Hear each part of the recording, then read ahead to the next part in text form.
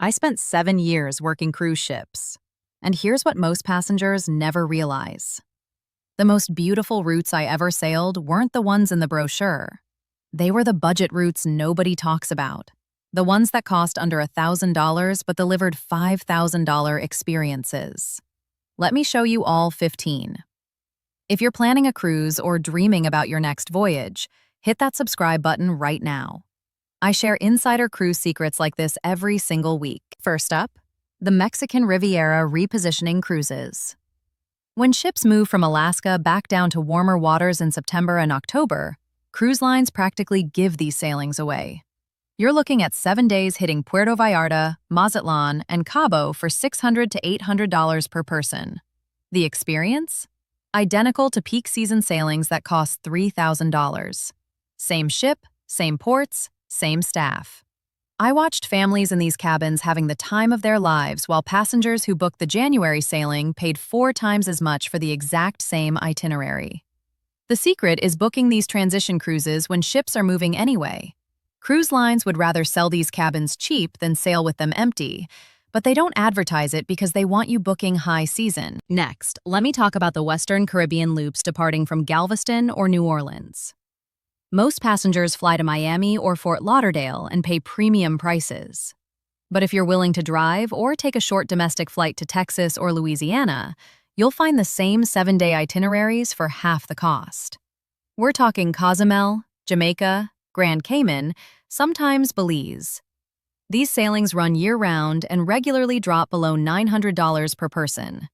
Why so cheap? Because cruise lines assume landlocked Americans won't drive to the Gulf Coast, but the passengers who do? They're getting a 5-star Caribbean experience without the Miami markup.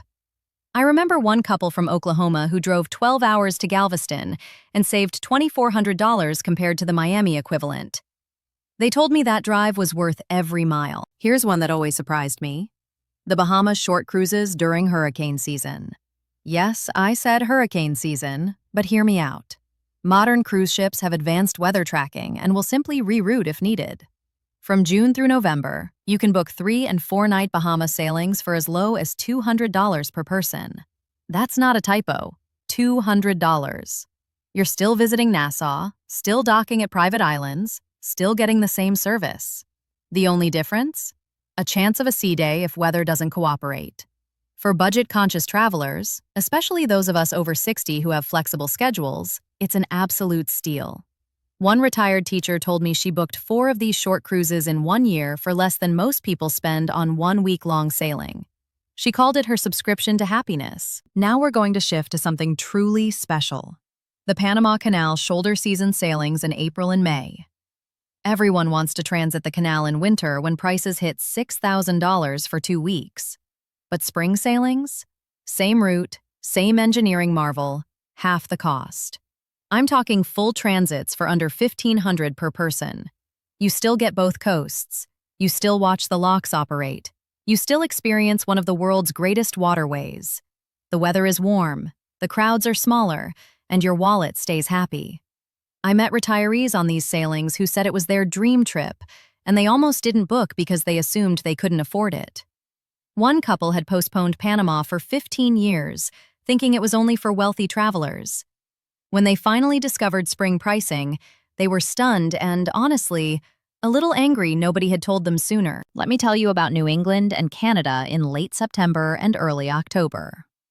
Everyone books the peak foliage cruises in mid-October and pays top dollar.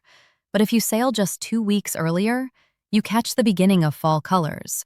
The weather is still beautiful, and prices drop by 60%. 7 days round trip from New York hitting Boston, Bar Harbor, Halifax, sometimes Quebec City, all for under $1,000. The leaves might not be peak crimson yet, but they're turning. The experience is nearly identical, and you're saving $3,000. That's money you can spend on excursions or save for your next cruise. I watched passengers photograph stunning coastal scenery and autumn landscapes while knowing they'd beaten the system. One woman showed me photos side by side with her friend's mid-October cruise, and honestly, you couldn't tell the difference in the foliage, but her friend had paid triple. Here's a route that blew my mind when I first saw the pricing. The Alaska Inside Passage in late May or early September. Peak summer Alaska cruises run $2,500 to $4,000. Shoulder season? Same ships, same glaciers, same wildlife, but only $1,200 to $1,500 per person. The weather is slightly cooler, sure, but you're already packing layers for Alaska anyway. I watched passengers on these sailings see breaching whales, calving glaciers, and stunning fjords, all while knowing they paid half what the July travelers spent. The secret is that families can't travel in May or September because of school schedules, so cruise lines drop prices to fill cabins. And here's what nobody tells you. The wildlife viewing can actually be better in May when animals are more active after winter. And September offers northern lights possibilities that summer travelers never see. Now let's talk about something nobody advertises: the Transatlantic Repositioning cruises. Twice a year, ships move between Europe and the Americas. These crossings are long, usually 12 to 15 days, but they cost less per day than almost any other sailing. You can cross the Atlantic for $60 to $80 per day, totaling under $1,000. Yes, you're at sea for most of it, but if you love the ship experience, if you want to read by the pool and attend every show in class, this is heaven. I met so many passengers over 60 on these crossings who said it was the most relaxing vacation they'd ever taken. No rushing from port to port, just pure ocean and ship amenities. One retired banker told me he'd been stressed for 40 years, and this crossing finally let him breathe. He attended every lecture, read 5 books, and called it his reset button. The best part? The demographic on these crossings skews older and quieter, so you're surrounded by like-minded travelers who appreciate the slower pace. Here's one for warm weather lovers: the Southern Caribbean from San Juan in late August and September. While everyone avoids the region during hurricane season, ships still sail and prices crater. 8 days hitting Aruba, Curacao, Bonaire, sometimes Barbados for under $900. These are outside the typical hurricane path. The weather is hot but manageable, and you're visiting some of the Caribbean's most beautiful islands for a fraction of peak season cost. The ships aren't crowded, the ports aren't overrun, and you feel like you have the whole experience to yourself.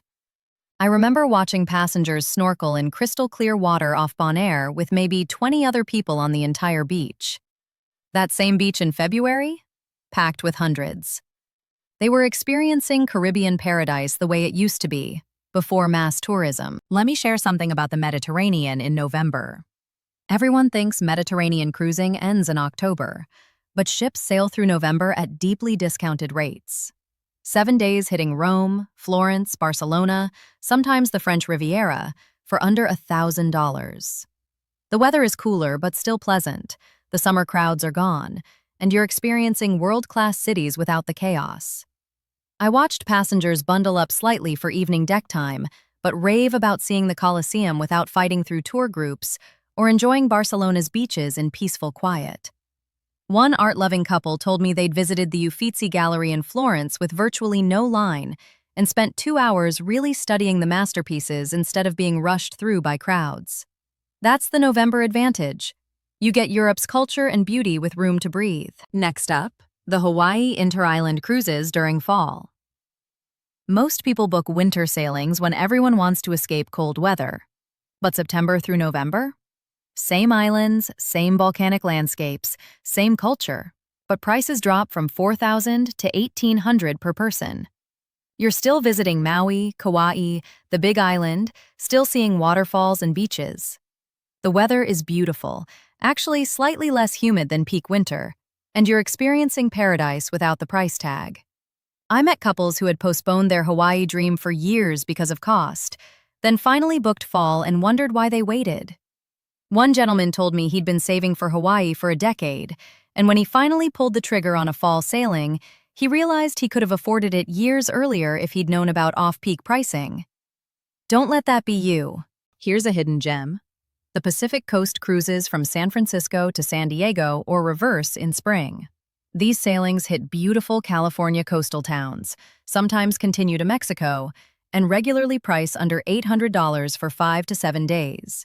You're sailing past Big Sur, stopping in Santa Barbara or Monterey, experiencing coastal California from the best possible vantage point. Most Americans don't think about cruising their own coast, but passengers who do discover stunning scenery and charming ports without international travel hassle or expense. The added bonus? No passport required, no currency exchange, no language barrier, but you still get that vacation escape feeling. I watched passengers lean on their balconies watching the California coastline slide past and say it felt like discovering their own country for the first time. Let me tell you about the Western Mediterranean in early December. This is after fall travel, but before Christmas markets really kick in. 7 days from Barcelona or Rome, hitting coastal Spain, France, Italy, for $900 to $1,100. The cities are decorated for holidays. The weather is brisk but not freezing, and you're getting European culture and cuisine without summer heat or crowds. I watched passengers sip espresso at outdoor cafes in December sunshine, wander museums without lines, and realize they'd found the sweet spot. One couple celebrating their 40th anniversary told me they'd cruised the Mediterranean in July 5 years prior and spent twice as much to stand in hour-long lines everywhere. This time? Same ports, better experience, half the cost. Now something really special. The Norwegian fjords in early June or late August. Peak summer sailings in July cost $3,000 to $4,000. Shoulder season? Same dramatic cliffs, same waterfalls, same charming villages, but half the price. $1,200 to $1,600 per person for 7 days. The weather is cooler, but that's Norway. You're layering anyway. The midnight sun still glows in June. The landscapes are green in August, and you're experiencing one of the world's most spectacular cruise regions without the premium. I met so many passengers who called this their trip of a lifetime and couldn't believe how affordable it was compared to what they'd budgeted. One widow traveling solo told me she'd assumed Norway was out of reach on her fixed income. When she discovered June pricing, she booked immediately and said sailing through those fjords healed something in her heart. That's not just a vacation. That's transformation. Here's one for history lovers. The Greek islands in late October and early November. Summer Greek island cruises are legendary and expensive, often hitting $3,000 plus. But fall? 7 days island hopping Santorini, Mykonos, Crete, sometimes Turkey, for under $1,000. The weather is still warm and sunny. The water is swimmable. The historical sites are accessible without crushing crowds. You're seeing ancient ruins and whitewashed villages and turquoise water, all while knowing you're paying a third of what summer travelers spend. I remember passengers climbing the steps in Santorini without the usual tourist chaos and saying they felt like they had the island to themselves.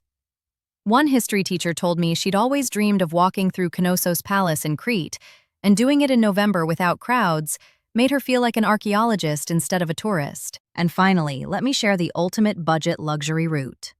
The Canada and New England in late August before Labor Day. This is technically still summer, but families are preparing for school, so prices drop while weather stays perfect. 7 days from New York or Boston visiting coastal towns, lighthouses, maritime culture for $800 to $1,000. You're experiencing classic New England charm, sometimes spotting whales, enjoying fresh seafood, all without peak season pricing. I watched passengers on these sailings have absolutely magical experiences and repeatedly say they couldn't believe how affordable it was. One grandfather brought his whole family, 6 people total, and said the late August pricing made it possible to create memories he thought he couldn't afford. So there you have it. 15 cruise routes that look and feel like premium $5,000 experiences, but cost under $1,000 if you know when and where to book. The secret isn't complicated. It's about sailing when cruise lines need to fill cabins, when families can't travel, when weather is slightly less predictable but still beautiful, when ships are repositioning anyway. These aren't lesser experiences. They're smart experiences.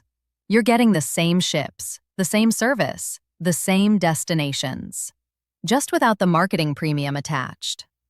If this opened your eyes to cruise possibilities you didn't know existed, do me a favor. Hit that like button and drop a comment telling me which route you're booking first.